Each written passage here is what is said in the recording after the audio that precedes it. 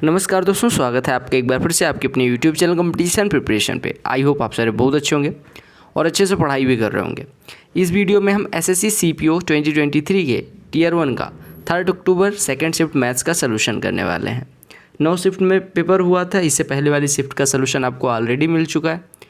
आज इस वीडियो में हम 3 अक्टूबर की सेकेंड शिफ्ट का 50 प्रश्न करने वाले हैं। अच्छे प्रश्न आप लोग नोट करते रहें और जब एग्ज़ाम से पहले रिवीजन करना हो तो उन्हीं प्रश्नों का रिवीजन करें। तो चलो सीधे पहले प्रश्न पे आते हैं। अंग्रेजी में है पेपर, मैं फिर से कह रहा हूँ, लेकिन हिंदी में मैं एक एक प्रश्न को ट्रांसलेट कर देता हूँ, तो प्लीज़ ट्राई करें समझने का, क्योंकि मेरे पास इतनी बड़ी टीम नहीं है कि इसको पेपर को हिंदी अंग्रेजी दोनों में टाइप करवाया जा सके।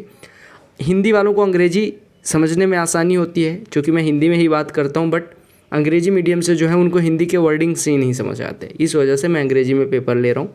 तो प्लीज़ ट्राई करें, थोड़ा समझने की थोड़ा सा कष्ट करें। बाकी मैं हिंदी में कोशिश करता हूँ कि हर एक प्रश्न को एकदम जितना बारीकी से हो पाए उतना हिंदी में ट्रांसलेट करता हूँ। तो चलो पहले प्रश्न पे आ जाते हैं।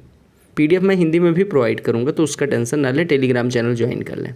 कहा क्या गया, एक थीफ है जो पुलिस द्वारा नोटिस किया जाता है 300 मीटर दूरी पे, यानी कि जो पुलिस है वो 300 मीटर पीछे है चोर से, यानी कि चोर यहाँ पे है और पुलिस यहाँ पे है। ठीक है, अब क्या कहा गया, पुलिस इसको पीछा करता है और चोर भागना शुरू करता है। पुलिस 13 की स्पीड से इसका पीछा करता है जबकि चोर 11 की स्पीड से भाग रहा होता है। आपसे कहा गया, after running how many kilometer will the policeman be able to catch the thief. कितने किलोमीटर रन करने के बाद पुलिसमैन थीफ को पकड़ लेगा। देखो, ये दोनों एक ही दिशा में दौड़ेंगे तभी पकड़ पाएंगे, और एक ही दिशा में दौड़ने पर रिलेटिव स्पीड कितनी हो जाएगी, 13 - 11 यानी 2 किलोमीटर प्रति घंटे, यानी इनकी रिलेटिव स्पीड हो गई 2 किलोमीटर प्रति घंटे। यानी 2 किलोमीटर दौड़ने के लिए रिलेटिव स्पीड से इनको 60 मिनट लगते हैं, यानी 200 मीटर के लिए 6 मिनट लगते हैं। तो 300 मीटर कवर करने के लिए कितना, 1.5 गुना टाइम लगेगा, यानी 9 मिनट लगेगा। और 9 मिनट में पुलिस जितनी दूरी दौड़ेगा वही दूरी हो जाएगी। 9 मिनट में पुलिस कितनी दूर दौड़ेगा, 13 की स्पीड से 9 मिनट में चली गई दूरी। अगर 13 की स्पीड से 9 मिनट कितना होता है, 9/60, यानी कि 3/20 घंटे। 3/20 घंटे यानी कि 13 के स्पीड से 3/20 घंटे में चली गई दूरी आपसे पूछी गई, यानी 39/20 हो जाएगा, यानी 1.95 किलोमीटर दौड़ना पड़ेगा। समझ में आया? मतलब कि 300 किलोमीटर कवर करने में 9 मिनट लगा, और 9 मिनट में पुलिस कितना दौड़ेगा यह पूछा गया था। एक वस्तु का मार्केट प्राइस जो हो 75% ज़्यादा है कॉस्ट प्राइस से, यानी कि कॉस्ट प्राइस कुछ भी हो उससे 75% ज़्यादा लिख दिया गया और 40% का डिस्काउंट दिया गया।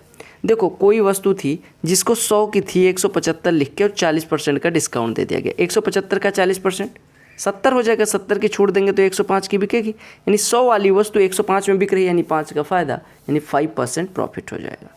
इस प्रश्न में क्या दिया गया, कहा गया A is directly proportional to B, B is directly proportional to 1/C and C is directly proportional to D। तो रिलेशन बताना है A और D के बीच में। देखो, सिंपल सी बात है, अगर A डायरेक्टली प्रोपोर्शनल है B के और B डायरेक्टली प्रोपोर्शनल है A/C के, तो हम कह सकते हैं कि B, देखो मैं ऐसे लिख दे रहा हूँ, A is directly proportional to B, और B की बात की गई, ये डायरेक्टली प्रोपोर्शनल है 1/C के, और C डायरेक्टली प्रोपोर्शनल है D के।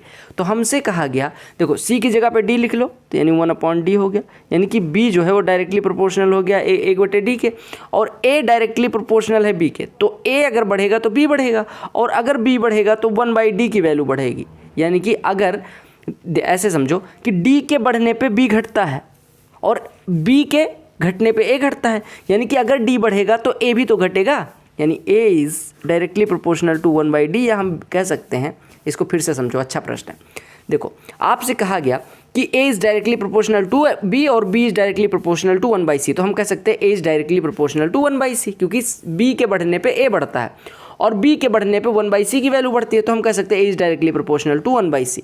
अब देखो, C की जगह पे D, क्योंकि C के बढ़ने के साथ D बढ़ता है, तो C की जगह पे D रख सकते हैं, तो A is directly proportional to 1/D हो जाएगा। कांस्टेंट से भी आप कर सकते हो। Cot theta is equal to आपको 4/3 दिया गया, तो आपसे कहा गया 5p cos square theta sine theta बराबर कॉट स्क्वायर थीटा, p की वैल्यू बतानी। देखो, 5 × p × cos स्क्वायर थीटा लिख लो, ठीक है, बटे कुछ नहीं इंटू साइन थीटा बराबर कॉट स्क्वायर थीटा को लिख सकते हैं कॉस स्क्वायर थीटा बटे में साइन स्क्वायर थीटा। बोलो क्लियर है?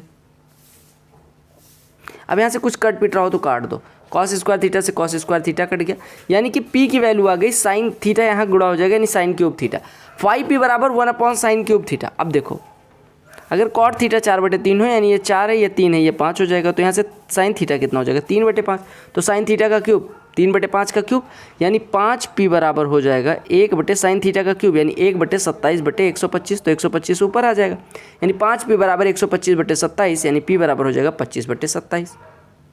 देखिएगा टाइम स्पीड एंड डिस्टेंस का प्रश्न है, थोड़ा बारीकी लगा दोगे तो ये प्रश्न 2 सेकंड का बन जाएगा। कैसे? कहा कि ट्रेन ए है उसको 15 सेकंड लगता है अगर ट्रेन बी को पार करे और बी की स्पेसिफिकेशन दी गई कि बी 300 मीटर लंबी है और अपोजिट डायरेक्शन में मूव करे 36 की स्पीड। अपोजिट डायरेक्शन में मूव करने का मतलब कि वो एक दूसरे को कवर कर रही है यानी एक दूसरे का साथ दे रही है यानी उनकी रिलेटिव स्पीड s1 + s2 हो जाएगी। ठीक है, दूसरी ट्रेन की लंबाई कितनी दी गई 300 मीटर और उसकी स्पीड 36 किलोमीटर प्रति घंटे यानी 5/18 से गुणा कर दो यानी 10 मीटर पर सेकेंड। एक x मान लो इसकी चाल x मीटर पर सेकेंड और लंबाई l है। अब देखो इसको पार करने में 15 सेकंड यानी ये दोनों ट्रेनें 15 सेकंड चलती हैं तब जाके एक दूसरे को पार कर पाते। अगर 10 से चल रही होती 15 सेकंड में ये कितनी दूरी तय कर देगी 150 मीटर, यानी कि इसकी लंबाई का 300 मीटर में से 150 मीटर तो ये पार कर चुकी है। मतलब रिलेटिव स्पीड, अगर रिलेटिव स्पीड देखें तो हमें टोटल दूरी कितनी चलनी है l + 300 और हमें 15 सेकंड इससे चलना है x + 10 स्पीड से, तो मैं एक पे ऑपरेट कर ले रहा हूँ।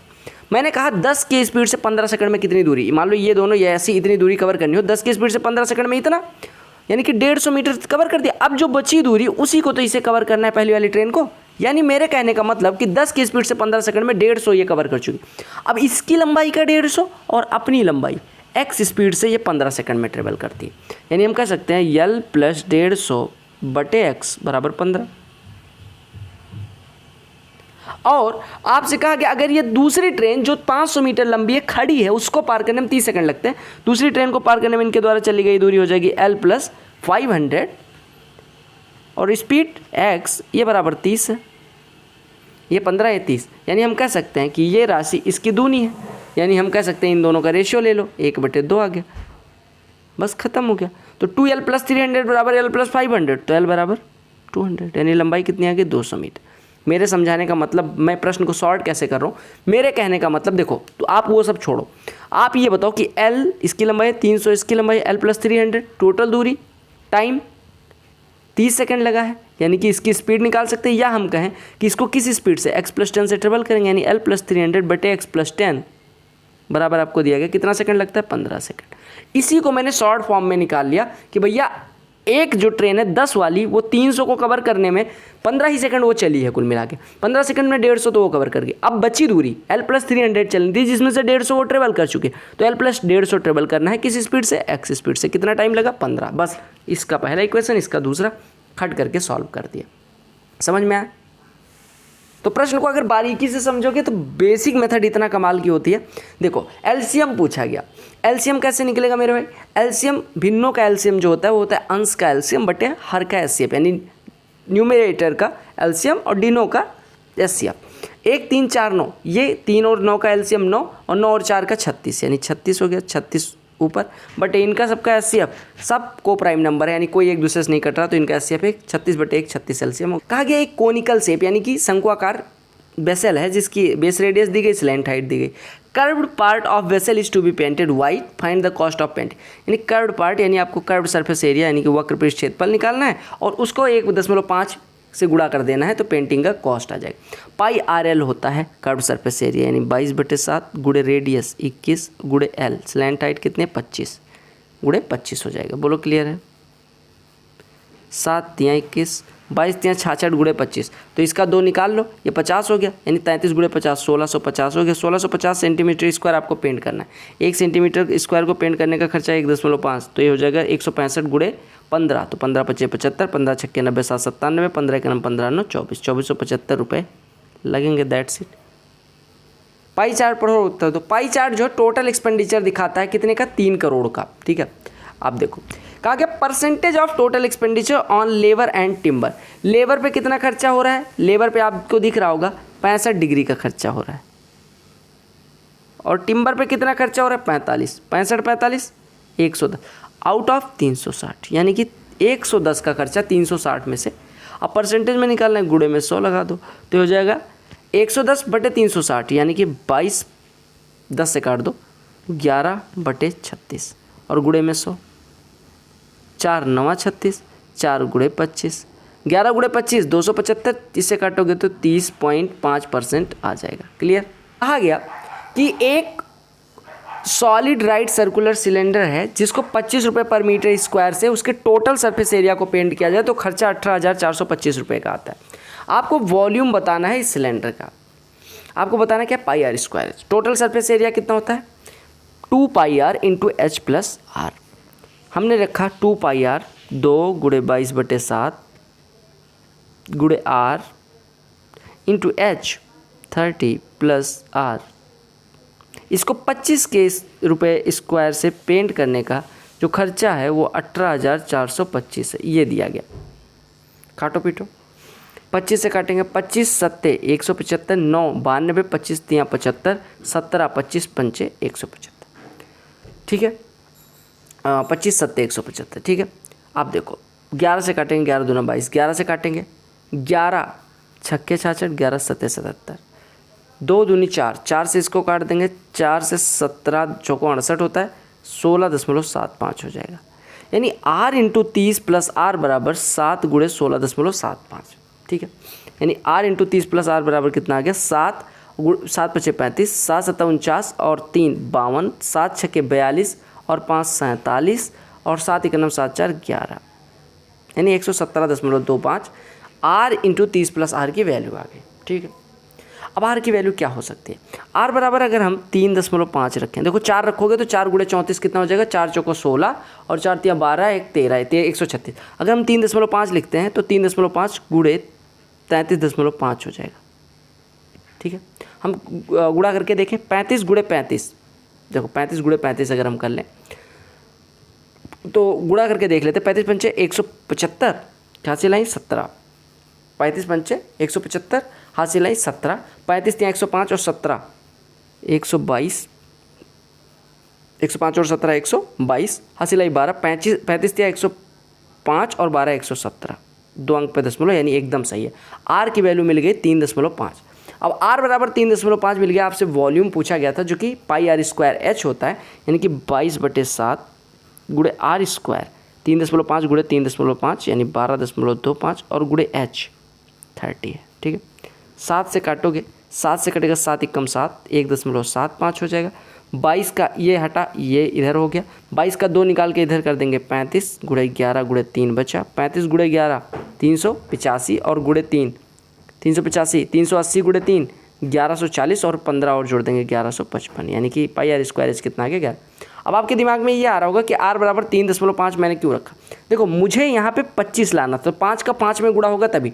अब आर की वैल्यू हम 3 रखते तो भी कम, 3.5 ही एक ऑप्शन था जो मैं रख सकता था, क्योंकि 4 रखने पे ज़्यादा हो जा रहा था, 3 रखने पे कम हो जा रहा था, 3.5 रखा ताकि यूनिट डिजिट भी इतना बन जाए और वैल्यू भी आ गई। कहा गया एक कोरियर शॉप पे वेट है 8 पार्सल के, ठीक है, इतना इतना इतना इनका एवरेज वेटिंग है। अब एवरेज हम 1 मान लेते हैं, तो 1 से 0.5 किलोग्राम ज़्यादा, यानी कि 500 ग्राम ज़्यादा, इधर 250 ग्राम ज़्यादा, इधर 300-350 ग्राम ज़्यादा, इधर 750 ग्राम यानी 250 ग्राम कम, तो ये कैंसिल हो गया। 950 ग्राम यानी 50 ग्राम कम, यानी यहाँ पे 300 ग्राम बचा।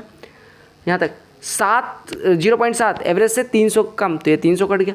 0.4 यानी कि 0.6 कम, यानी कि 100 ग्राम निगेटिव में चल रहा है, और 500 यानी कि 500 ग्राम इधर कम, यानी कि 600 ग्राम निगेटिव चल रहा है। यानी 1 kg एवरेज तब होता जब 600 ग्राम वेट और होता, तो 600 को 8 पार्सल में डिवाइड कर दो, तो 8 सत्ते 56, 8 पंचे 40, यानी 75 ग्राम कम होगा 1 किलोग्राम से एवरेज, यानी कि 925 ग्राम। अगर रीमा जो है 5/4 गुना स्पीड से रेखा के दौड़ती है, यानी रेखा अगर 4 से दौड़ती है तो रीमा 5 से दौड़ती है, ये दिया गया, ठीक है। कहा गया इसको देखते हुए रीमा ने कहा रेखा से कि आप 50 मीटर की लीड ले लो, यानी 50 मीटर आगे खड़ी हो गई रेखा, रेखा का ए, रेखा लिख देते हैं KH, और रीमा यहाँ पे है, ठीक है, रीमा यहाँ पे। रीमा 5 से दौड़ेंगी, रेखा 4 से दौड़ेंगी, इनके बीच की दूरी 50 मीटर है, तो कितने दूरी बाद ये कवर कर लेंगे। देखो आपको ये ध्यान देना है कि इनका अगर मान लो टी टाइम बाद कवर कर लेते हैं तो 40 ये चलेंगे, 5T है, तो 5T बराबर हो जाएगा 40 + 50, क्योंकि ये दूरी चलेगी 5 की स्पीड से, मान लो यहाँ कहीं पे टी टाइम बाद पकड़ती है तो इनके द्वारा चली गई दूरी 5T, और ये 4T इधर और 50 इधर, यानी टी बराबर 50। टी बराबर 50 मतलब 50 यूनिट टाइम बाद वो एक दूसरे को पकड़ेंगे, मतलब मिलेंगे। तो 5 की स्पीड से 50 यूनिट टाइम में कितना, 5 × 50 यानी 250 मीटर पे पकड़ेंगे।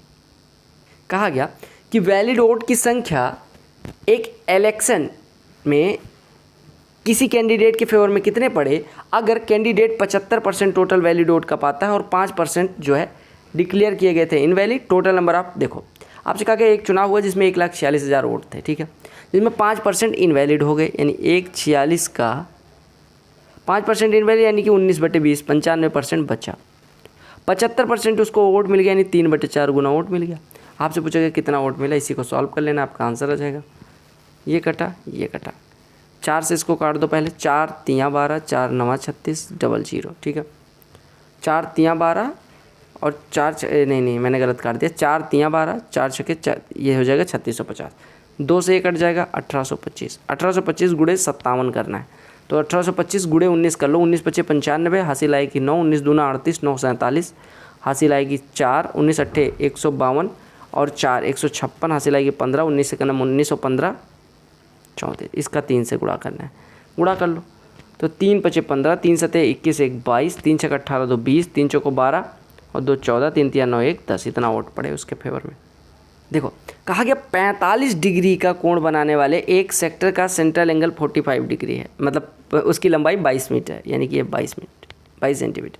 तो रेडियस बतानी, तो 45 डिग्री का अगर 22 है तो हम 360 का कह सकते हैं 22 × 8, यानी कि 360 डिग्री का कौन सा आर्क बनाता है केंद्र पे कोण, परिधि, यानी परिधि दी गई 22 × 8, तो 2 से कटा 4 हुआ, 22/7 से कटेगा 7, यानी रेडियस कितनी हो जाएगी, 7 × 4 = 28 सेंटीमीटर। वैल्यू निकालनी थी। कॉसेक स्क्वायर थीटा का अगर इधर गुणा होगा तो ये तो आ जाएगा कॉसेक स्क्वायर थीटा, ठीक है, 1 में प्लस साइन स्क्वायर थीटा में गुणा होगा, साइन पावर 4 थीटा में, तो साइन स्क्वायर थीटा बचेगा और minus cos square theta into cosec square theta को लिख सकते हैं cos square theta into cos square theta बटे साइन, यानी cos square theta into cot square theta, ठीक है। कॉट स्क्वायर थीटा कितना होता है, कॉसेक स्क्वायर थीटा -1 होता है, नहीं होता, तो यहाँ पे कॉसेक स्क्वायर थीटा -1 लिख लेंगे, कॉट स्क्वायर थीटा की जगह पे कॉसेक स्क्वायर थीटा -1 लिख लेंगे। अब आपका कितना बचा, आपका बचा cosec square theta plus sine square theta minus cot square theta कितना होता है, कॉसेक स्क्वायर थीटा माइनस। अब इसका गुणा करेंगे cos square theta into cosec square theta, यानी कॉट स्क्वायर थीटा हो जाएगा, और माइनस कॉस स्क्वायर थीटा -1 यानी कि प्लस का कॉस स्क्वायर थीटा। अब आप देखो cosec minus cot 1, sine plus cos 1, 1, 1, 2, value put करके भी निकाल सकते थे।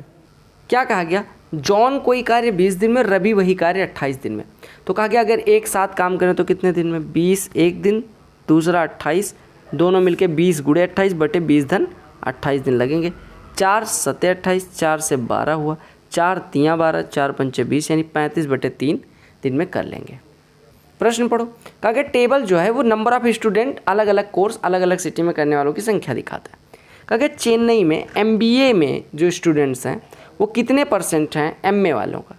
चेन्नई पे आओ पहले, ये चेन्नई है, MBA वाले 1342, किसका, MA वाले, MA कहाँ है, यहाँ पे। तो 1666 का कितना % है ये निकालना है। आप कहेंगे 1342 बटे 1666 × 100, 4 से काट देंगे, नहीं कट रहा है 4 से, 2 से काटेंगे पहले, 2 से 8 133 हो जाएगा, 2 से 50 हो जाएगा, ठीक है। आप इसको और देखो कट रहा है, 8 3 11 3 14, ये नहीं कट रहा है, ठीक है।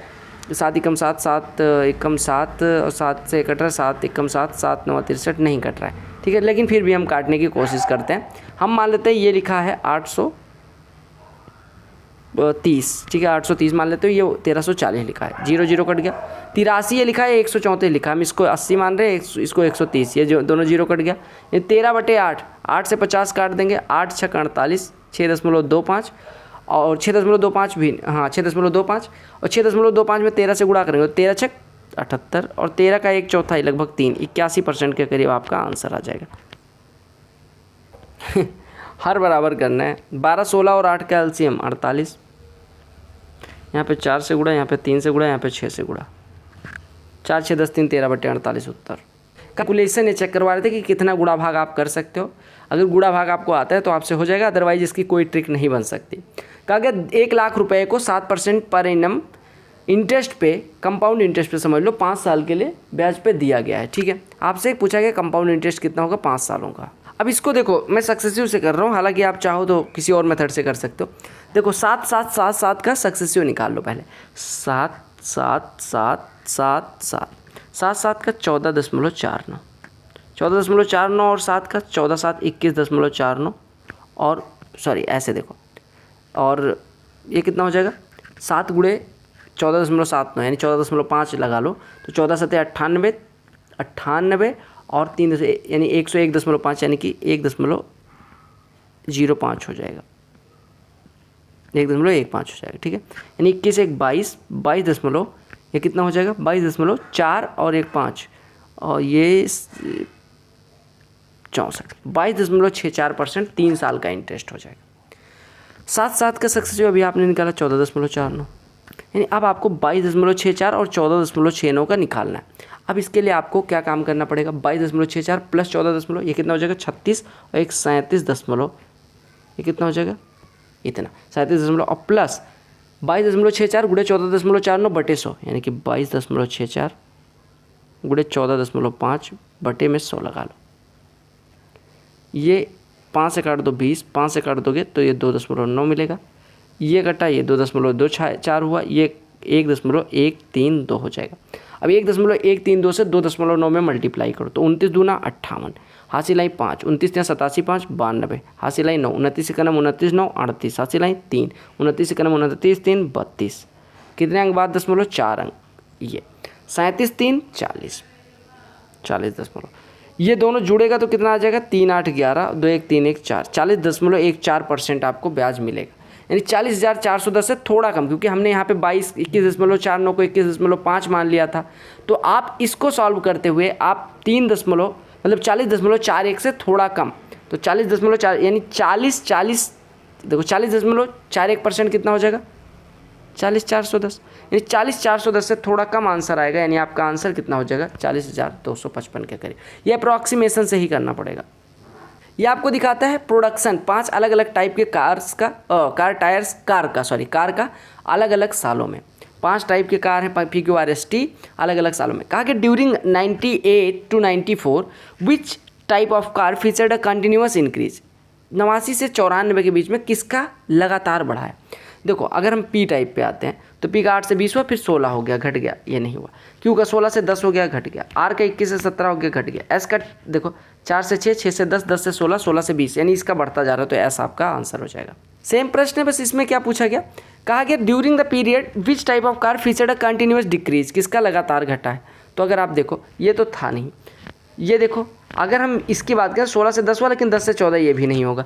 अगर हम इसकी बात करें तो ये तो हट ही गया, 25 से 18, 18 से 19 हो गया। अभी यहाँ पे देखो R बचा 21 से 17 हो, 17 16 16 से 15, यानी घटता चला गया। पाई चार्ट देखो और उत्तर करो, क्योंकि पाई चार्ट जो है वो नेशनल बजट दिखाता है 2019 का। कहा कि 850 बिलियन अगर स्पेंड किया गया हो डेप्ट और मिलिट्री पे, तो टोटल एक्सपेंडिचर डेप्ट और मिलिट्री कहाँ पे 62 और 6 68% बराबर आपको दिया गया 850, तो 100% पूछा गया। 17 चौको 68, 17 से 50, 4% बराबर 50, तो 100% 25 से गुणा कर दो, यानी कि 1250 करोड़ हो जाएगा बिलियन। क्या कहा गया, कहा गया टेबल जो है केक्स दिखाता है अलग अलग बेकरी द्वारा अलग अलग महीनों में बेचे गए। PQRS बेकरी हैं, अलग अलग महीने में कितना केक बेचती हैं ये दिखाएगी। कहा गया what is difference between total number of cake sold by Q and S in September. Q और S का सितंबर में नहीं, 189 और 154 जोड़ दो पहले, इसका सितंबर में कितना हो जाएगा 9 4 13 8 5 13 1 14, तो 1 3 हो जाएगा। और total number of cake sold by P and R इन नवंबर, नवंबर पे आओ P और R 168 168 336 हो जाएगा। इसका डिफरेंस पूछा गया था, डिफरेंस लोगे कितना आ जाएगा 7। कहा गया एक आइटम को 1940 मार्क करा गया था, 15% डिस्काउंट पे बेचा गया। देखो 1940 का 10% 194, 5% कितना हो जाएगा, इसका आधा 97, तो कितने का डिस्काउंट मिला 4 7 11, ये 291 का डिस्काउंट मिला। 19,440 से 291 घटाओगे यहाँ पे 9, 13 में से 9 जाएगा 4, यहाँ पे बचा 8, 8 में से 2 जाएगा 6, 1649 की बिकेगी। कहा गया एक वस्तु को अगर 10% प्रॉफिट पे बेचें और 7% प्रॉफिट पे बेचें तो डिफरेंस जो आता है सेलिंग प्राइस में, देखो पहले 10% फ़ायदा लिया, आप 7%, यानी डिफरेंस कितना है 3% का। 3% बराबर 6 है, यानी कॉस्ट प्राइस का 3% 6, 1% 2, तो कॉस्ट प्राइस 200। आपको मैंने एक चीज़ बता रखा है कि sine A is equal to होता है cos B in case A plus B बराबर 90 अंश। अगर ए प्लस बी 90 हों तो साइन ए बराबर कॉस बी होता है, पता है ना। अब देखो ये दोनों कट के एक, ये दोनों कट के एक, तो 5 गुणे 1 5 माइनस ये दोनों कट के एक, तो ये 3, 5 1 6 में से 3 जाएगा 3। कोई आर्क है ना, कोई सेक्टर है, सॉरी कोई सेक्टर है, ठीक है, उसका पेरीमीटर क्या होता है, सेक्टर क्या होता है, ये वृत्त है कोई, इसका ये सेक्टर है कोई, रुक जाओ यार वृत्त अच्छे से बना दे दो, ठीक है। वृत्त का कोई सेक्टर है, उसका पेरीमीटर जो होता है वो होता है θ/360 इंटू 2 पाई आर, और आर ये प्लस 2r ये होता है। ये बराबर आपको दिया गया 24, तो रेडियस 3 है, तो थीटा की वैल्यू यहाँ से आ जाएगी, निकाल लो। तो ये कितना हो गया, 2 3 6, 6 से कटेगा 18, 2 3 6, 6 से 18 कटेगा 3, यानी pi into θ/360 is equal to कितना है 3 है, यानी θ/360 कितना हो जाएगा 3/पाई, यानी थीटा कितना हो जाएगा 3/पाई गुणे 1000 गुणे 360। आपको पता है अगर थीटा कोण है तो उसका सेक्टर का एरिया क्या होता है। अगर कोई सेक्टर थीटा कोण बनाता है तो उसका एरिया कितना होता है θ/360 इंटू पाई आर स्क्वायर। θ/360 की वैल्यू कितनी है 3/पाई, 3/पाई गुणे पाई आर स्क्वायर, तो पाई पाई कट जाएगा, यानी 3r स्क्वायर, यानी 3 गुणे 3 3 9, यानी 27 एरिया हो जाएगा। ठीक है, समझाने के लिए देखा क्या करना पड़ा। ट्रांसवर्स कॉमन टेंजेंट की लंबाई बतानी। ट्रांसवर्स कॉमन टेंजेंट दो सर्कल के बीच कितनी होती है, देखो डिंग डिंग, ये ट्रांसवर्स कॉमन टेंजेंट होती है। देखो ट्रांसवर्स कॉमन टेंजेंट की जो लंबाई होती है वो होती है अंडर रूट में d² माइनस r1 कितना होता है d² minus r1 plus r2 का होल स्क्वायर, ये तो होता है। d जहाँ पे उनके सेंटर्स के बीच की डिस्टेंस यानी कि 14 का स्क्वायर 196 माइनस 100 हो गया। अरे देखो अगर ट्रांसवर्स कॉमन टेंजेंट की लंबाई पूछें और दोनों सर्कल की रेडियस r1 और r2 हो और उनके सेंटर्स के बीच की डिस्टेंस d हो तो होता है अंडर रूट में d² minus r1 plus r2 का होल स्क्वायर। d की वैल्यू रखी 14 स्क्वायर 196, इसका स्क्वायर 100 और 196 में से घटेगा 96, 96 का 16 गुणा 6 लिख सकते हैं, 16 का वर्गमूल 4 और ये रूट 6 आपका आंसर हो गया। क्या पूछा गया, LCM लीस्ट कॉमन मल्टीपल लासा बताना है। देखो सबसे पहले देखो 210 को 3 से काट लो तो ये 3 निकालो 70 बचेगा, 3 निकालोगे तो 112 बचेगा, 3 निकालोगे तो ये कितना बचेगा 168 बचेगा। 7 निकाल लो, 7 निकालोगे यहाँ पे 10 बचेगा, यहाँ पे बचेगा 16 और यहाँ पे बचेगा 24। 2 फिर से निकाल लो, यहाँ पे बचेगा 5, यहाँ पे बचेगा 8, यहाँ पे बचेगा 12। 8 12 का एलसीएम 24 और 5 5। अब एलसीएम कितना हो जाएगा 5 गुणे 2 10, 24 7 168, 168 गुणे 10 1680 और 1680 गुणे 3 5040। ये जो टेबल दी गई है ये आपको दिखाती है 4 अलग अलग शॉपकीपर द्वारा नंबर ऑफ सोल्ड प्रोडक्ट अलग अलग दिनों में। कहा गया अगर total product sold by A and be including our 4 days is 3035। देखो ए और बी का चारों दिनों का जोड़ो, ए का जोड़ो तो 10 5 15 8 23 टोटल 3000, तो यहाँ पे 700 बेचा है। ठीक है, इसका बी का टोटल 3500, तो 8 और ये 12 2000 और 1 3000 और 500 यहाँ आएगा तो 3500 होगा। ठीक है, कहा गया the product sold by B on Tuesday, B का ट्यूसडे पे सोल्ड प्रोडक्ट यानी इसकी संख्या इज हाउ मेनी मोर और less than product sold by A on Thursday, यानी कि बी द्वारा ट्यूसडे को बेचे गए प्रोडक्ट थर्सडे को ए द्वारा बेचे गए प्रोडक्ट से कितना कम या ज़्यादा, यानी 700 और 500 का डिफरेंस पूछा गया। कर्व्ड सरफेस एरिया एक कोन के लिए पूछी गई। कर्व्ड सरफेस एरिया कितनी होती है पाई RL, पाई 22/7, रेडियस दी गई 7, स्लैंट हाइट 10, तो 7 गुणे 10 निकाल लो 220। टोटल सरफेस एरिया और कर्व्ड सरफेस एरिया एक हेमीस्फीयर के बीच का डिफरेंस क्या होगा। देखो टोटल सरफेस एरिया हेमीस्फीयर की होती है 3 पाई r स्क्वायर और कर्व्ड सरफेस एरिया होती है 2 पाई r स्क्वायर। इन दोनों का डिफरेंस पाई r स्क्वायर आपसे पूछा गया। पाई r स्क्वायर यानी पाई गुणे रेडियस, अगर डायमीटर 4 है तो रेडियस कितनी हो जाएगी 2 का स्क्वायर यानी कि 4, तो 4 पाई आंसर। कहा गया एक मेस है जिसमें 217 अंडे लगते हैं एक हफ्ते के लिए, तो जुलाई, अगस्त और सितंबर। अब जुलाई का महीना 31 का, अगस्त का महीना 31 का और सितंबर का महीना 30 का। तो टोटल कितने दिन लगे? 30 या 90, तो 92 दिन लगे। ठीक है, आपको पता है 7 दिन में 217 अंडे, यानी एक दिन का 31 अंडा लगता है, तो 92 दिन का 92 गुणे 31 अंडा लगेगा। 31 दूना 62, 31 नहीं भैया 217 6 200 सॉरी 31 नहीं भैया 289 6 295 231 नहीं कितना होगा 279 और 6 285 या 2852 अंडे लगेंगे। क्या पूछा गया? ग्रेटेस्ट पॉसिबल लेंथ क्या होगी जिसको 6 centimeter 5 centimeter 25 centimeter 6 meter 5 meter 25 centimeter और 12 मीटर 50 सेंटीमीटर के कपड़े को माप रहे हो। ग्रेटेस्ट यानी हाईएस्ट यानी SCF आपको निकाला। 6 मीटर यानी 600 सेंटीमीटर, ये 525 हो गया, ये 1250 हो गया। 125 कटेगा नहीं, 25 से पहले काटो, 25 से कटेगा 24 दे देगा, 25 से कटेगा 21 दे देगा, 25 से कटेगा 50 दे देगा। अब देखो 25 इन तीनों में कोई कॉमन है नहीं, तो हाईएस्ट वो संख्या जो जिससे तीनों कट रहे 25 सेंटीमीटर यानी 0.25 मीटर। विलेज इलेक्शन होता है जिसमें शाहरुख नहीं लड़ते, शाहरुख लड़ते हैं, उसको 80% वैलिड वोट का मिला, 10% इनवैलिड थे, यानी कि टोटल वैलिड वोट कितने थे?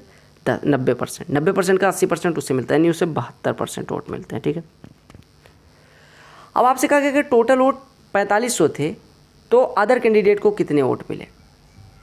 72% एक को मिल गए। टोटल 90% वोट वैलिड पड़े थे। 90 में से 72 तो उसके पास चले गए, बचे कितने? 18%। 18% 4500 का पड़ा उसके पास, तो 18% कितना हो जाएगा? 4500 का 10% 450, 2% 90, तो 8% 360, यानी टोटल 450 और 360 810 वोट पड़े। एलसीएम अंश का एलसीएम हर का एचसीएफ, अंश का एलसीएम 81 हर का एचसीएफ 2। 4 अलग अलग स्टूडेंट द्वारा 4 अलग अलग सब्जेक्ट में प्राप्त मार्क्स दिखाए गए। कहा गया average percentage of marks obtained by all students in Hindi. Hindi में एवरेज कितना मिला? 85 80, देखो 85 का 5 निकालो, इसको 80 बना दो। 80 80 80 70 का एवरेज। देखो यहाँ पे 80 होता तो इनका एवरेज कितना होता? अगर यहाँ पे 80 होता तो इनका सबका एवरेज 80 हो जाता, लेकिन 10 कम है, 10 को 4 में डिवाइड करेंगे यानी कि 2.5 कम हो जाएगा 80 से, तो 77.5। पाई चार्ट पढ़ो और उत्तर दो। कहा कि टोटल 3600 स्टूडेंट एक स्कूल में इनरोल किए गए हैं। ठीक है, अलग अलग चीज़ों में 3600 टोटल। कहा कि number of students enrolled in painting class is approximately how much percentage of that of singing class. कौन सा? Painting class. पेंटिंग कौन सा? येलो वाला। 15% जो है वो किसका? सिंगिंग क्लास यानी ग्रीन वाले 18% का लगभग कितना परसेंट है?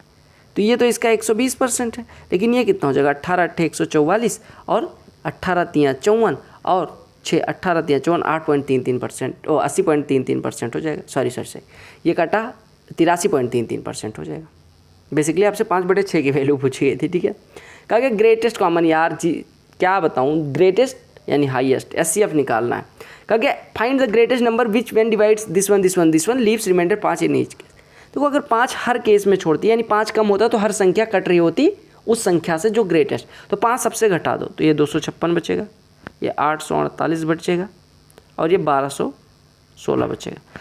जो भी संख्या है वो इन तीनों का जो SCF होगा, यानी इन तीनों को डिवाइड करने वाली सबसे बड़ी संख्या ही वो संख्या हो जाएगी जो सबको डिवाइड करने 5 से फल छोड़ती है। तो 256 128 से कट रहा है, 128 से क्या ये कट रहा है? नहीं, तो यानी SCF इनका निकालना। 256 और 848 का SCF निकालने के लिए मैंने कहा 256 डिवाइडेड बाई 848, डिवाइड किया 256 तियाँ कितना हो जाएगा? 768।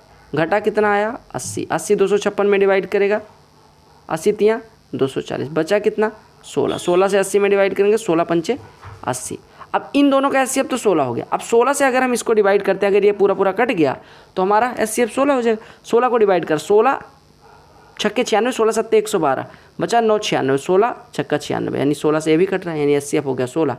तो 16 वो बड़ी से बड़ी संख्या हो गई जो इन तीनों को डिवाइड करने पे 5 से फल छोड़ती है।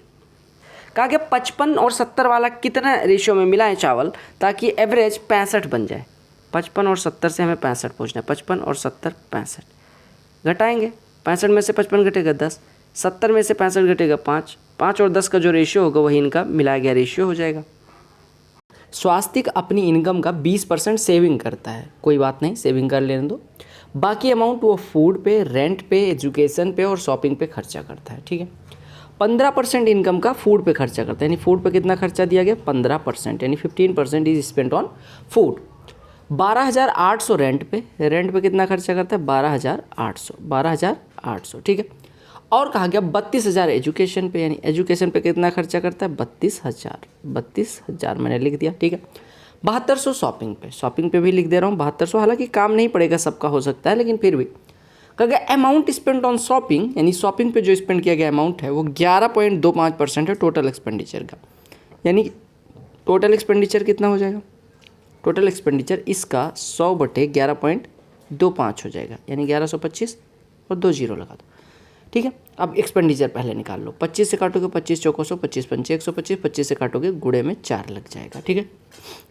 5 9 45, या 9 से काट दो, 9 5 45, 9 से 800 हो जाएगा, और 5 से ये कट के 20 हो जाएगा, यानी टोटल एक्सपेंडिचर आ गया 800 गुड़े 80, यानी कि 64,000 रुपये वो टोटल खर्चा करता है।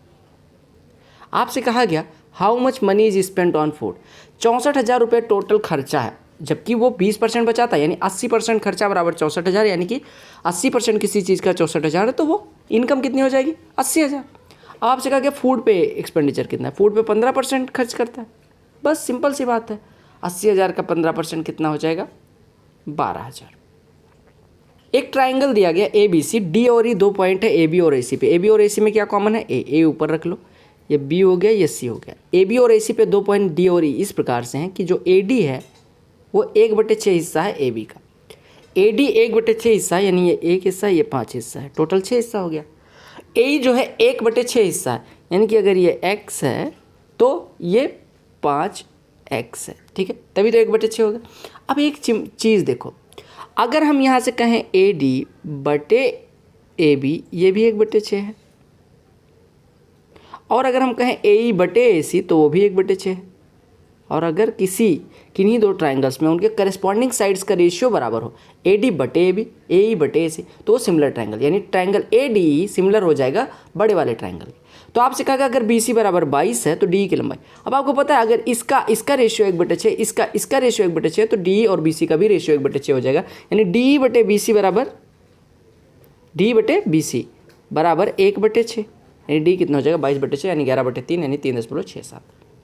एक इसी कार्य को 8 दिन में बी 7 दिन में कार्य कर सकता है, और वो काम अल्टरनेट डे पे करते हैं, यानी कि स्टार्ट ए करता है, और मतलब अगले दिन बी, फिर अगले दिन सी, फिर अगले दिन कौन आएगा ए, फिर से मतलब ए बी ऐसे काम करेंगे, ठीक है। अब देखो कहा गया कितने दिन में काम कंप्लीट हो जाएगा, ए 8 दिन में बी 7 दिन में, दोनों का एलसीएम ले लो 56, यानी एक 7 यूनिट करता है एक 8 यूनिट करता है, ठीक। अब अगर पहले दिन ए आता है तो 7 यूनिट करके चला जाता है, दूसरे दिन 8, यानी कि 2 दिन में 15 यूनिट हो रहा है, हमें 56 यूनिट तक पहुंचना है, 2 दिन में 15 यूनिट, यानी हम कह सकते हैं कि 6 दिन में 45 यूनिट। 7वें दिन कौन आएगा, आपको पता है जो स्टार्ट करता है वो हमेशा ऑड नंबर वाले डे आता है, यानी 7वें दिन आएगा ए, 7 यूनिट करके चला जाएगा, यानी 52 यूनिट हो गया 7 दिन में।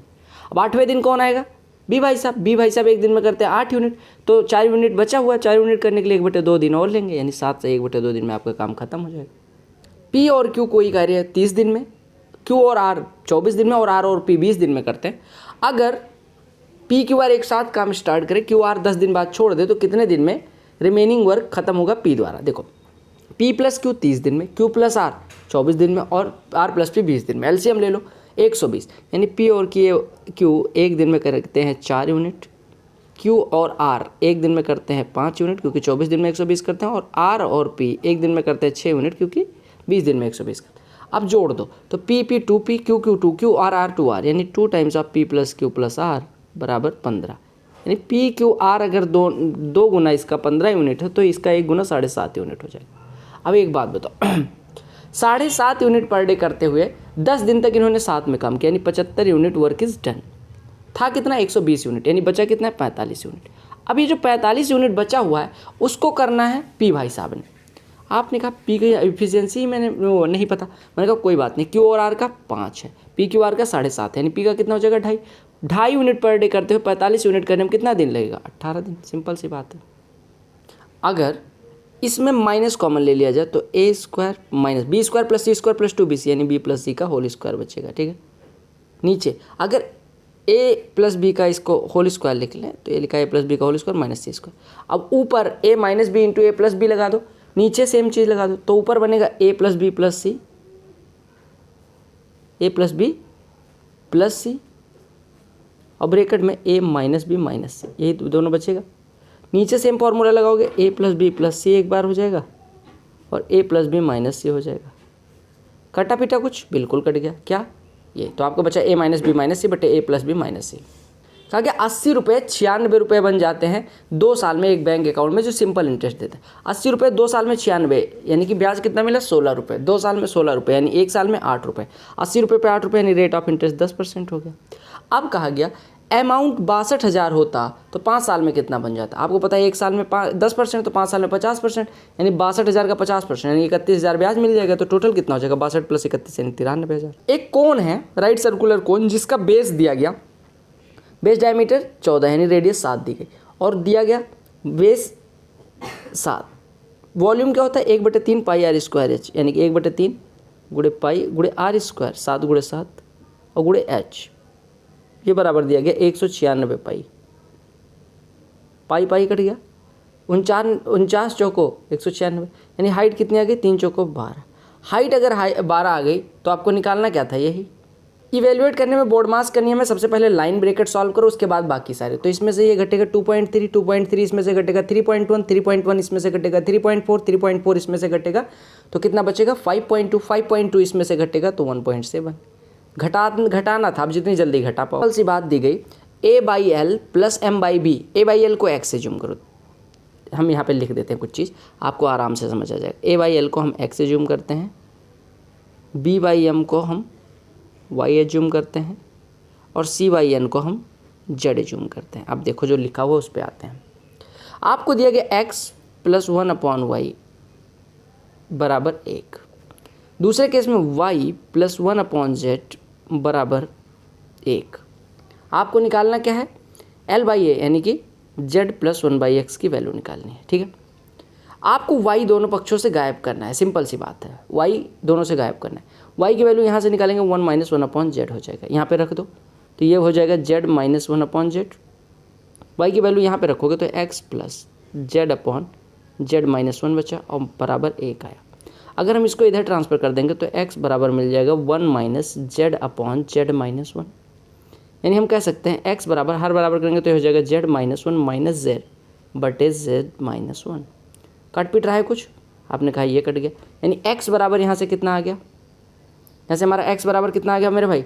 x बराबर आ गया यहाँ से -1/z - 1, -1/z - 1, या हम कह सकते हैं कि x बराबर, ठीक है, x बराबर, हाँ, या ऐसे देखो, अब z - 1 को इधर ले आओ, तो अगर x बराबर इतना है तो हम कह सकते हैं x बराबर -1 से ऊपर नीचे गुणा कर दो तो 1/1 - z हो जाएगा। हो जाएगा नहीं हो जाएगा?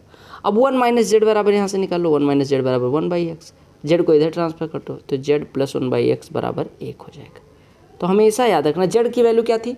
C/n, और +1/x L/A, तो C/n + L/A की वैल्यू निकालनी थी। अब आप हमेशा याद रखना कि अगर x + 1/y 1 हो, y + 1/z 1 हो, तो z + 1/x भी 1 होगा। सिंपल सी बात है, दैट्स इट, कुछ भी दिमाग नहीं लगाना है। क्लियर हो गया? कॉस है आपको दिया गया, आपको cot 90 में, cot 90 - थीटा कितना होता है? tan थीटा, यानी tan a की वैल्यू पूछी गई। tan a बराबर कितना होता है? √ में sec स्क्वायर है -1, sec स्क्वायर है, अगर cos से 15/17 है तो sec कितना हो जाएगा? 17/15 का होल स्क्वायर, यानी 17 स्क्वायर बटे 15 स्क्वायर -1।